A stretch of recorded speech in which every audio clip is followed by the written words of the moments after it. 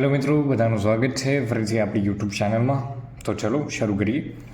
તો જેમ કે આપણે આગળના વિડીયોમાં ડિસ્કશન કર્યું હતું કે એક્ઝેક્ટલી આપણે કેવી રીતે ડેલ્ટાને સમજી શકીએ, બરાબર. તો ડેલ્ટાનું ડિસ્કશનમાં આપણે ક્લિયર અન્ડરસ્ટેન્ડિંગ કર્યું હતું કે ડેલ્ટા શેની બેઝ ઉપર ઓપ્શનનું પ્રીમિયમ ચેન્જ કરશે. તો ડેલ્ટા છે એ બેઝડ ઓન માર્કેટની મુવમેન્ટ, મતલબ જે પણ અંડરલાઇંગ એસેટ છે એમાં મુવમેન્ટ આવશે એ હિસાબથી ઓપ્શનનું પ્રીમિયમ ચેન્જ કરશે, બરાબર. અને આપણે એ ડિસ્કશન એ પણ થયું હતું કે તમે જે પણ સ્ટ્રાઇક પ્રાઇસ ચૂઝ કરો છો તો એ દરેક સ્ટ્રાઇક પ્રાઇસનો કંઈક ને કંઈક ડેલ્ટાની વેલ્યુ છે, બરાબર. હવે જો ડેલ્ટાને થોડું વધારે સમજીએ અને ગામાને પણ સમજીશું. તો જો ડેલ્ટાના છે ને ઘણા બધા સ્ટેજીસ હોય છે, જેમ કે પ્રી ડેવલપમેન્ટ ફેઝ, પછી ટેક ઓફ, પછી એસેલરેશન એન્ડ સ્ટેબિલાઇઝેશન સ્ટેજ, બરાબર. હવે આ સ્ટેજ શું છે? સિમ્પલ છે. જો ધારો કે એક્ઝામ્પલ લઈએ કે માર્કેટ ચાલે છે અત્યારે.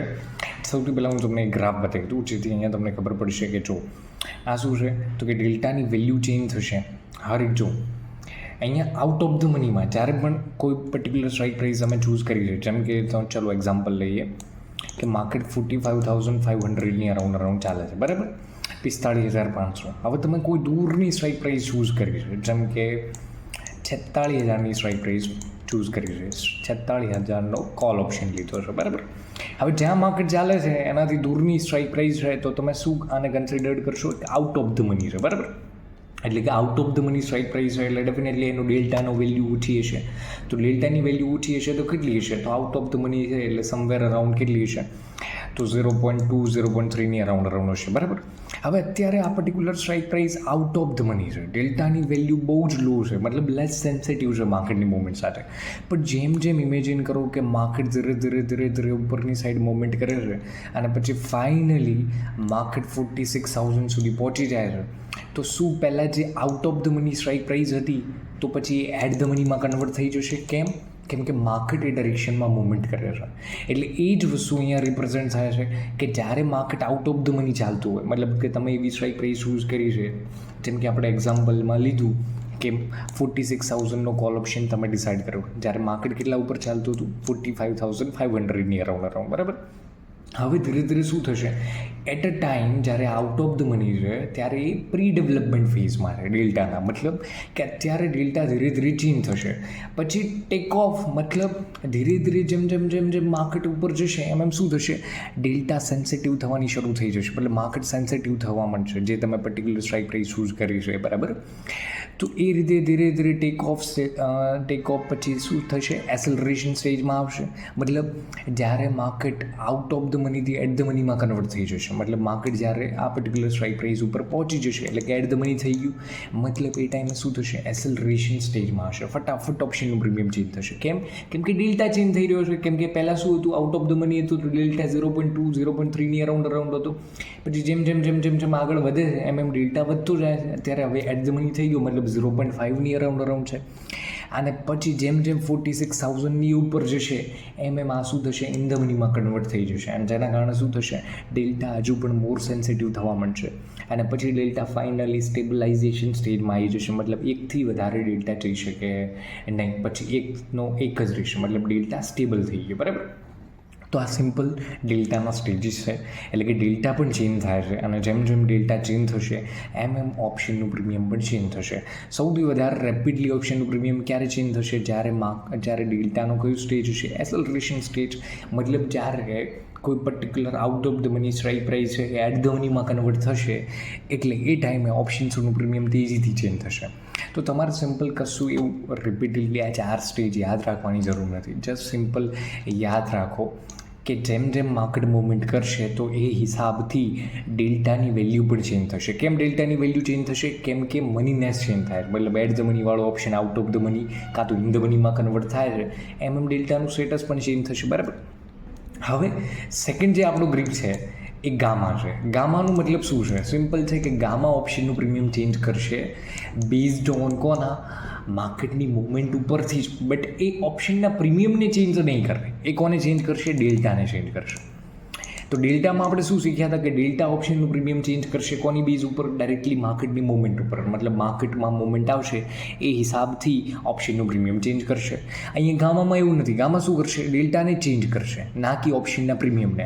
અને ડેલ્ટા ચેન્જ થશે એટલે ઓટોમેટિકલી ઓપ્શનનું પ્રીમિયમ પણ ચેન્જ થશે. હવે ગામા કેવી રીતે ચેન્જ કરશે? જો જેમ કે આપણે ડિસ્કશન કર્યું હતું કે જ્યારે પણ તમે કોઈ સ્ટ્રાઇક પ્રાઇસ ચૂઝ કરો છો તો હરેક સ્ટ્રાઇક પ્રાઇસનું કંઈક ને કંઈક ડેલ્ટાની વેલ્યુ છે, એવી જ રીતે ગામાની પણ વેલ્યુ હોય છે, બરાબર. ધારો કે કોઈ સ્ટ્રાઇક પ્રાઇસ છે જે તમે ચૂઝ કરી, ધારો કે ચલો માર્કેટ 45,000 ચાલે છે અને 45,000નો તમે કોલ ઓપ્શન લઈ લીધો છે, મતલબ એટ ધ મની, જેનો ડેલ્ટા તમને ખબર છે કે એટ ધ મની છે તો 0.5 યા તો 0.55 એનો ડેલ્ટા છે, બરાબર. હવે એનું તમને ઇમેજિન કરી લો કે ગામાની વેલ્યુ પણ ખબર છે કે કેટલી ગામાની વેલ્યુ છે કે 0.005 છે, બરાબર. આ એ પર્ટિક્યુલર સ્ટ્રાઇક પ્રાઇસની ગામાની વેલ્યુ છે. મતલબ કે ગામાની વેલ્યુ શું કહેવા માગે છે? તો સિમ્પલ છે કે એક પોઈન્ટના માર્કેટની મોમેન્ટથી 0.005 ડેલ્ટા ચેન્જ થશે. તો તમારી જેટલી એક્સપેક્ટેશન હોય કે 100 પોઈન્ટની માર્કેટની મૂવમેન્ટથી કેટલું ડેલ્ટા ચેન્જ થશે, તો જે કેલ્ક્યુલેશન બેસશે એટલું ડેલ્ટા ચેન્જ થશે. હવે તમારે ડેલ્ટાને એડ કરવો કે માઇનસ કરવો એ કોની બેઝ ઉપર તમે કરશો? તો ડેફિનેટલી છે માર્કેટની મૂવમેન્ટ ઉપર.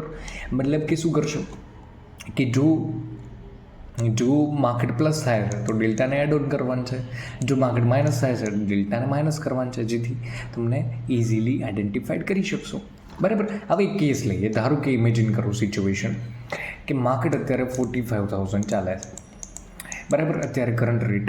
તો તમે 45,000ની એક સ્ટ્રાઇક પ્રાઇસ ચૂઝ કરી, જેને આપણે at the money strike price કહીશું, અને એનો કોલ ઓપ્શન ડિસાઇડ કર્યો.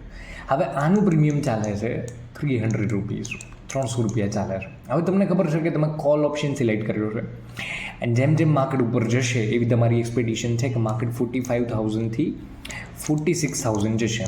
કેટલું જશે? 46,000, મતલબ 1,000 પોઈન્ટની મૂવમેન્ટ કરશે. અત્યારે આનું પ્રીમિયમ ચાલો 100 પોઈન્ટની મૂવમેન્ટ લઈએ એટલે બેટર સમજશે. તો કે 45,100ની મૂવમેન્ટ કરશે, બરાબર. એટલે કે 100 પોઈન્ટની મૂવમેન્ટ એક્સપેક્ટેડ છે. તો જ્યારે માર્કેટ 45,100એ પહોંચશે ત્યારે આ પ્રીમિયમમાં કેટલો વધારો થયો હશે એ કેલ્ક્યુલેટ કરવા માટે આપણે શું યુઝ કરી શકીએ? ડેલ્ટાનો યુઝ કરી શકીએ, બરાબર. તો ઇમેજિન કરો કે તમારી જોડે અત્યારે ડેલ્ટાની વેલ્યુ છે કે ભાઈ 0.55 છે. કેમ કે એટ ધ મની ઓપ્શન છે. અને આનો ગામાની વેલ્યુ કેટલી છે? તો કે 0.0025 યા તો 0.05 જે હોય, બરાબર.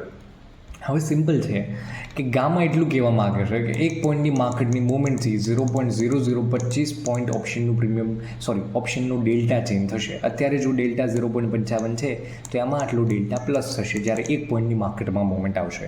તો અહીંયા તમારી એક્સપેક્ટેશન કેટલી છે કે 100 પોઈન્ટની માર્કેટની એક્સપેક્ટેશન છે, તો એક પોઈન્ટે 0.0025 ડેલ્ટા ચેન્જ થશે.